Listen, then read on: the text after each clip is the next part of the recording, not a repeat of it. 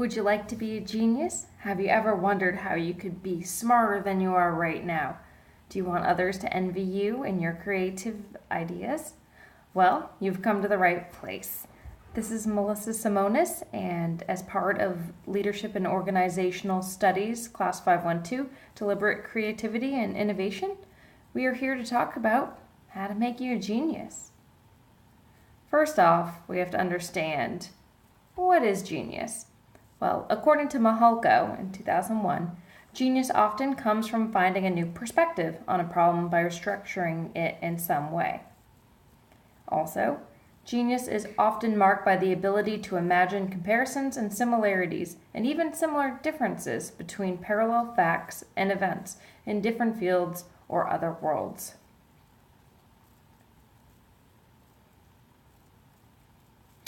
Now, the question you all want to know, how do you become a genius? Well, there are a few key factors that really help, such as shifting your perspective or having the ability to shift your perspective. Be curious. Push yourself to come up with many answers to the same problem. So instead of going to the same tried and true response that you would usually use, try thinking of another way to handle the same problem and diagramming your thinking. Now, take a second. What do you see here?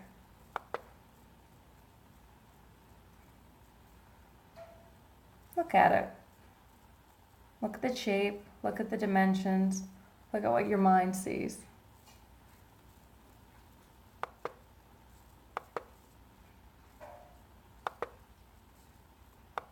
Now, as a matter of shifting perspective, you might see a three-dimensional object. That's what I saw the first time I looked at the cube. But it's actually a two-dimensional object. And one of the key components of shifting your perspective is that you look at things from more than one angle. You look at it a second time, a third time, a sixth time. You look at it from different perspectives, and you might have missed something the first time around. Take a look again. Can you see the difference? Leonardo da Vinci, certainly a man known for his creativity, suggested looking at every idea from at least three different perspectives. Here's another fun one. If you watch this great video that will not play, be curious. Take 1 minute now. Can you think of a famous creative person who was not curious? I'll give you a minute and I'll put on some thinking music.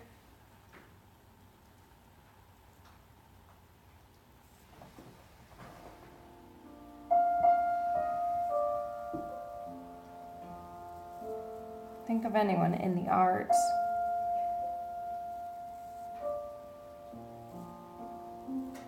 in business, in the sciences.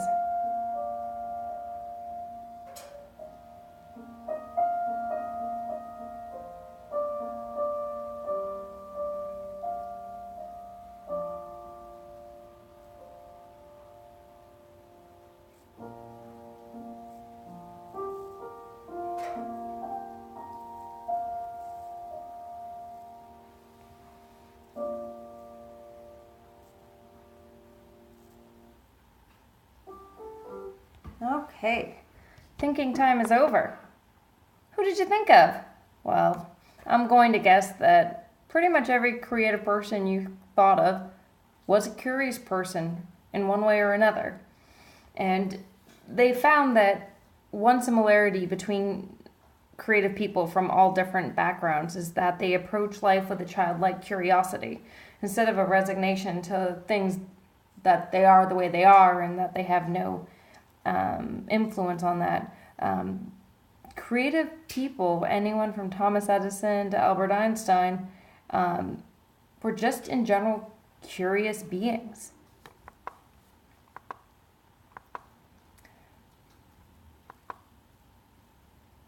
Now, in Mahalko, in the reading, he talked about two different stages for idea generation. That the first phase is possibility thinking, and the second phase is practicality thinking. So when you're trying to come up with a solution, these are two ways of thinking. Now, okay, here's another exercise. Get a pen and paper, put on your thinking cap, it's nice and yellow, and I'll give you 3 minutes to come up with as many ideas as possible for this question. How can you better use your food at home? All of us have some amount of food, I'm guessing, at home, whether a lot, whether a little, whether you live alone or with a family. And there may be times where things are wasted or things are not used or whatnot. Go ahead and think about different ways to use that food and write down as many as you can. More thinking music.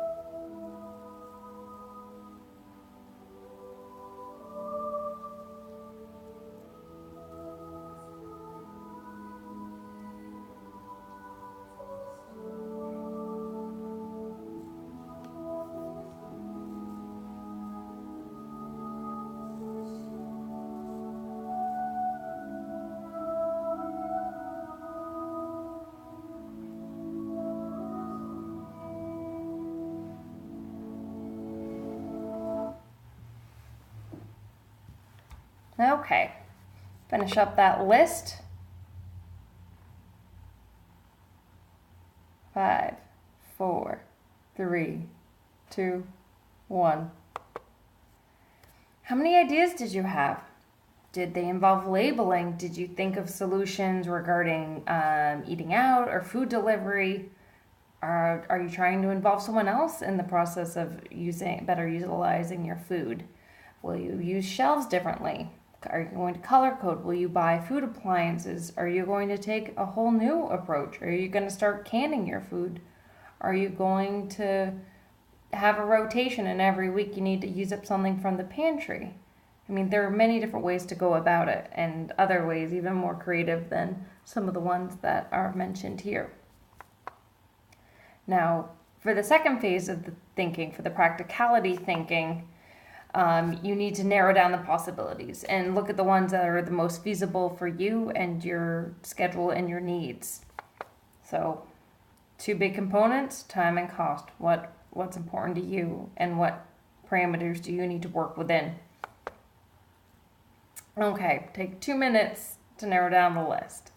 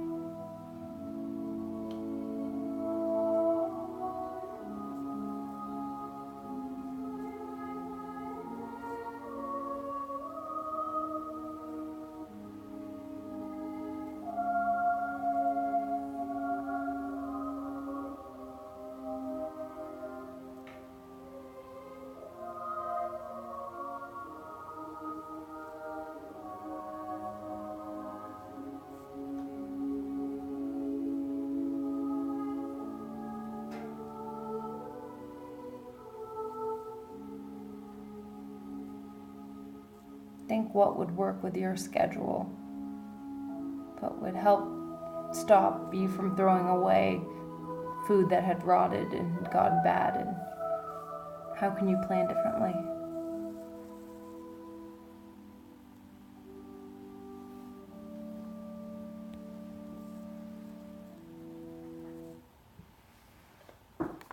Okay, what did you come up with? Do you have some practical solutions? Are there changes that you will be able to make? I hope you thought of something, or maybe had a new idea that you hadn't thought of before in order to make you best utilize the food that you do have. Okay, pop ideas quiz. In Mahalco, they spoke about their association between the senses and creativity. So we'll do 2 minutes, actually a little bit less, to do the following. And get that pen and paper again. And I want you to think of the senses: sight, hearing, smell, taste, and touch.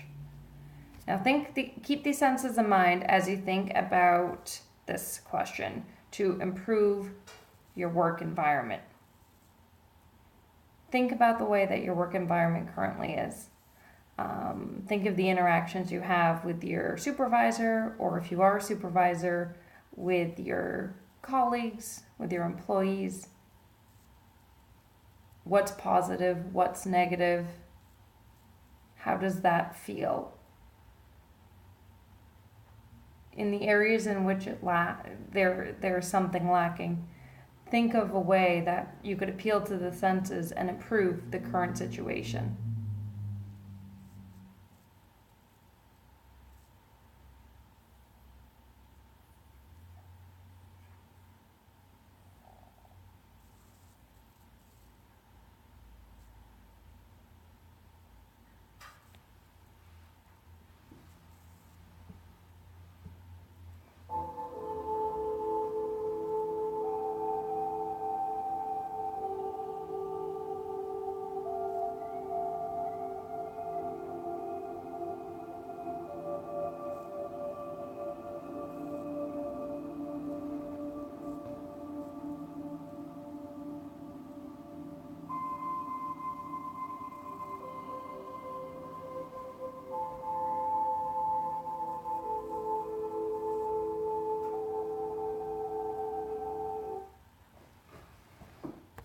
Okay, what did you come up with?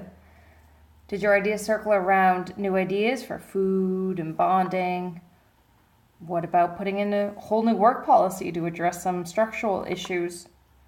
Did you just think of quitting? That there really is nothing left to save? For hearing, did you think of playing music or stopping music from playing in your environment? I guess it depends what type of industry you work in, that can make a difference.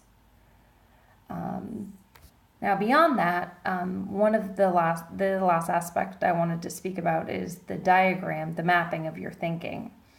And a